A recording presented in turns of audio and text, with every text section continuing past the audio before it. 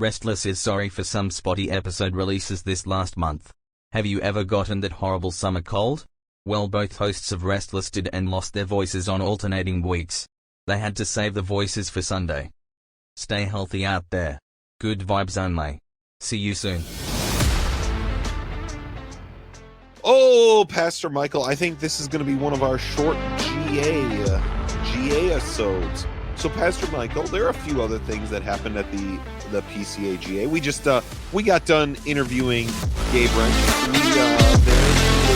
He likes to be, as we were describing at the end, in a thing I think that just went to our patrons. If you want to hear, by the way, in case that doesn't go to patrons, if you want to hear the most interesting part of our conversation with him, today's the day to become a patron, friends. Because if there's a topic where you're like, well, what about the Moscow people on this? I promise, I don't know how, we hit them all. We hit them all, didn't we, Pastor Michael? we at least hit a lot of them. Oh. we hit a majority, and we didn't even try. We weren't trying to. But because, as I put it, this is why God has put us, the Midwest, in the place we are. We're here to love people, everybody, all the time. The guys in the South who think, these wild guys in the West are too much. We're here to try and moderate you guys in the West. That's what we're here for.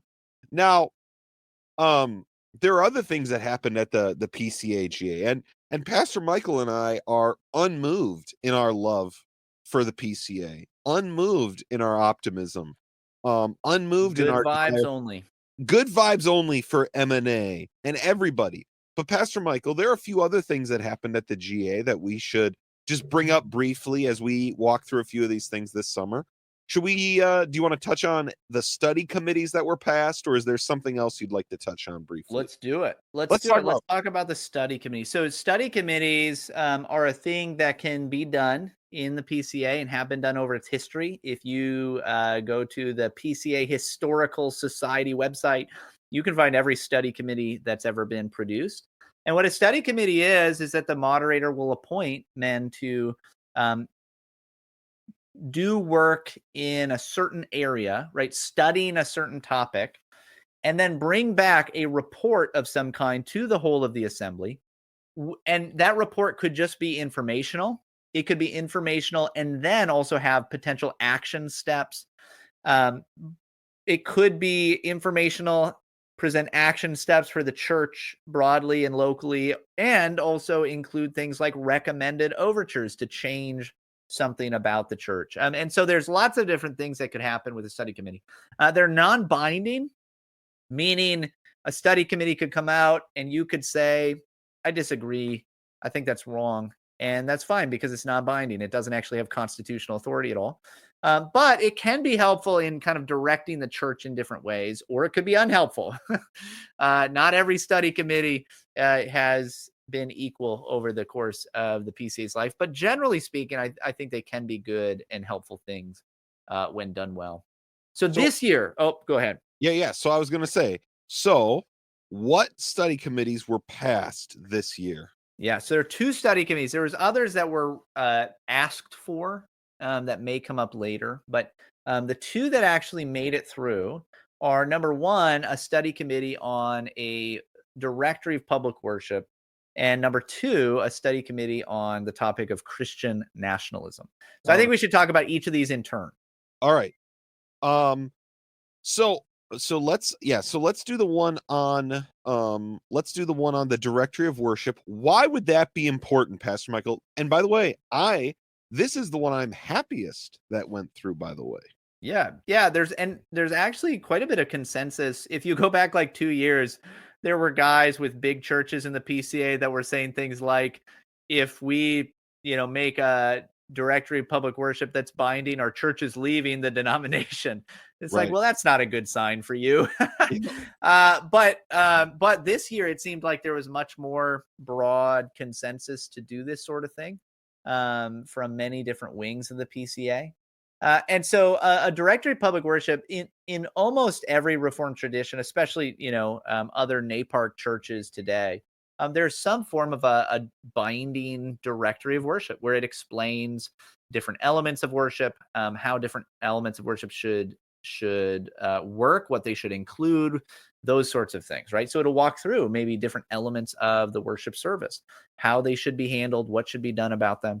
And in the PCA, we have in our Book of Church Order a directory of worship, but it's not all binding. Some of it is, right? So there are binding elements to it. There are binding elements dealing with, for instance, the sacraments and the preaching of the word.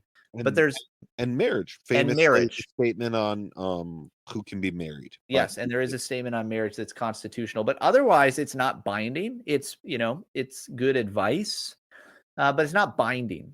And there's a lot of debate within the PCA, but I think that the majority of people would say that there was a desire to have a binding directory of public worship, even at the start of the PCA, at least from a lot of people. But it was one of those things where it was a very difficult thing to do with the, kind of in the first generation of the church. And so it was kind of put on the back burner of, hey, we're going to get to this later. Yep. And then it just didn't happen. It just never really happened.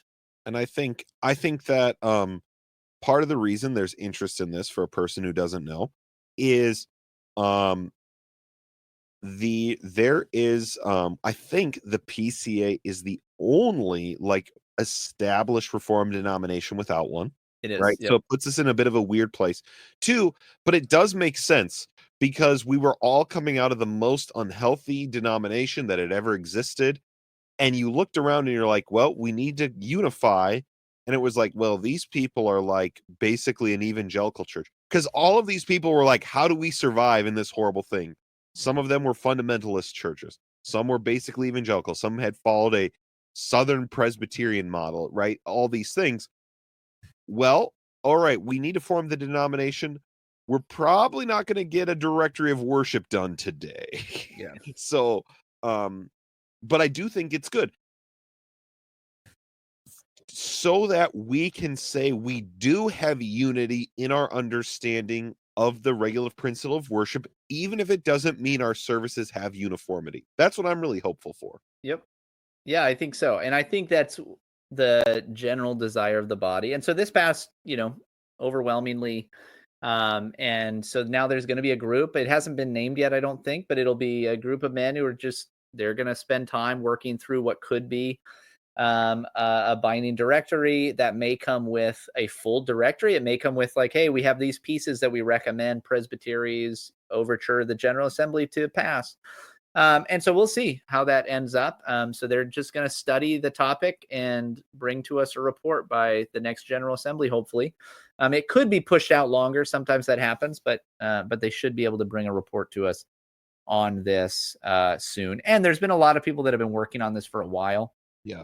And so there's going to be a lot of good work to work from. But it's important that we, regulate our worship and make sure that we have a unity of worship, and that doesn't necessitate any kind of uniformity at the same time.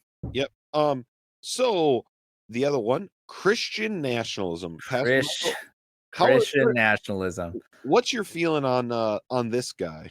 Well, a lot of people wanted it. I personally voted against this. I don't think it's necessary personally. I also think the chances, I think the chances of unforced error in doing this kind of thing, rather than just dealing with the problems that arose in other ways, is just high, right? Like the risk versus return, in my mind, it's not great.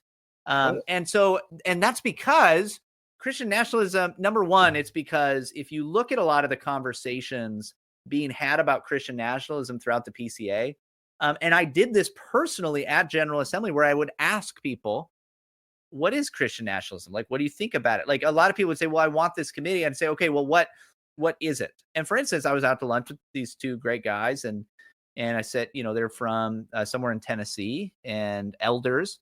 And I said, yeah, what do you think about that? And, what have you seen that as an issue in your church? And they were like, yeah, we where we live, there's a lot of these mega Pentecostal, like American flag waving, like older people. And so we're really kind of concerned about Christian nationalism. Well, you and me would not probably lump that in to the question about Christian nationalism, would we? Shofar. This is shofar. Yeah, so they're worried about the Nationalism. shofar Christian nationalism, which is what we're going to call it for now on. Yeah. And yeah, that's a thing, but that wouldn't even come into my mind if you're actually dealing with, for instance, and his name, Stephen Wolf's name, came up on the floor at times, or at least in the overtures committee, where like that's actually probably more so what I would like want to see any kind of work done on. I don't know what kind of work could even be done given it's a non-binding study report. I don't know what you can do about this. Anyway, all this is to say, I was like, I don't think we need it. Overwhelmingly, the denomination disagrees with me and wants it. And one of the reasons that guys said that they want it was like it's a pastoral concern. And when they said that, what it seemed like a lot of them meant, and these are good men. I'm not trying to not trying to doubt them in any way, but you're the minority. You're the minority here. It seemed to me like what a lot of it meant was, hey, I've got a handful of young men in my church that are excited to talk about what, Althusius wrote about the governing a civil magistrate, and they're kind of rambunctious and a little bit difficult for me to deal with, and I need help. And that's a fine thing. I just don't think it's a thing for a study committee. I think you and I are probably together in the minority on this, especially because the PCA has done a study committee on the nature of state church relations. Yep. On theonomy. And that's the other thing people will bring up, like, well, theonomy is a problem. It's like, well, number one, it's not really a problem. Number two, it's like we've dealt with this already, right? Yeah. Like we and the position on civil government by Reformed theologians and churches, man, unless we're talking like justification by faith, it's pretty hard to like come up with a topic that more things have been written on. Right. I know. And that's the other thing. Now, okay, if this study committee comes out and they're like, here, we've collected and put together an easy resource where you can read a lot of the Reformed tradition on these things. And we've included like a helpful discussion on something like, the differences between the revision and the original Westminster Confession on the civil magistrate and what that really means. Could that be good? I think that could be helpful. I just don't think that's what anybody wants. And my concern wants either. My concern is that we're going to end up with a study committee where good men who are well-meaning say a lot of things that are just not accurate about Christian nationalism. I'm worried because this has happened in a lot of the conversations up to this point within the PCA, that basically you're going to lump together a whole lot of different things that are very different. Things like theonomy, Christian nationalism, shofar nationalism, like all of these things, right? As if they're all kind of one consistent thing. And I'm worried that basically you're going to take a radical two kingdom approach where all of the like governmental political sympathies are basically just with a post World War II consensus idea of like pluralistic liberalism. We are not going to get into this right now, but we are going to do this for the patrons because this is just our like. We should. We are going to get into why you could actually sell me on this thing if it would deal with the post-war consensus. Yeah. And that is my tease. We'll talk about that. Anyway, so I'm sure it will, like, I'm pretty sure it will be fine because I think good men will be on it. I hope, by the way, a guy like James Barrett will be on it. Yeah. I don't know if he will, but hopefully we'll get him on the podcast soon. And when we have him on, we should talk specifically about his thoughts about the committee. That could be good for patrons. Yeah. But, because again, just so you know, the PCA has put out study committee reports on women serving in the military, on taxation, on theonomy, on even issues like pornography, on church-state relations, it's just as I like even the Federal Vision, which is obviously not directly related, but that's obviously like, you know, with their certain people's concerns that would touch on it. I also worry, by the way, that sometimes study committees become like a way we can tell the world, hey, we care about this too. Sure. So when you're you know, a I don't know, a well-cultured PCA pastor, and you turn on MSNBC and they're talking about the danger of Christian nationalism, and you're like, that's not me. I worry that sometimes this can become a, hey, everybody, like we're with you, you know, like we're not crazy, right? Like, and I don't think that we need to do that. Oh man, this is another Patreon episode we have to do on public theologians. Anyone with that title, that's a thing we're doing soon. I do think, man, one of the things this study committee better find is like, hey guys, we went and looked into what the like broader cable news calls Christian nationalism, and we just learned the Westminster Confession, or anyone who thinks abortion should be outlawed, actually fits their definition. Yep. Whether or not we want to associate with, you know, whatever these broader, these other people using it or whatever. Right. But like, it better find like, yeah, dang, it's gonna, oops, that definition. And I know I'm being so hard on this. It'll probably be great. It'll probably be done by really good men who I love and trust. And I don't want to be like hard on my brothers that all thought this was super necessary. But what I think is, again, why this is what the only reason I'm like doing this is because I actually think it's just an interesting comparison. The one I'm like, oh, I'm so excited for one on the Directory of Public Worship. I'm like, that is a thing like we are trying to church-wide address our understanding of worship and the regulative principle. I just like, it's so obviously different than this issue where it's all these like where it feels where, because who knows where it will go, right? We you know, I feel like it makes sense, our excitement for the one, and like I don't know about the other. Shout out to us. Of course it makes sense. Shout out to us for always making sense. I know I'm saying everything on these issues has already been said, but it must not be so, because Restless continues on.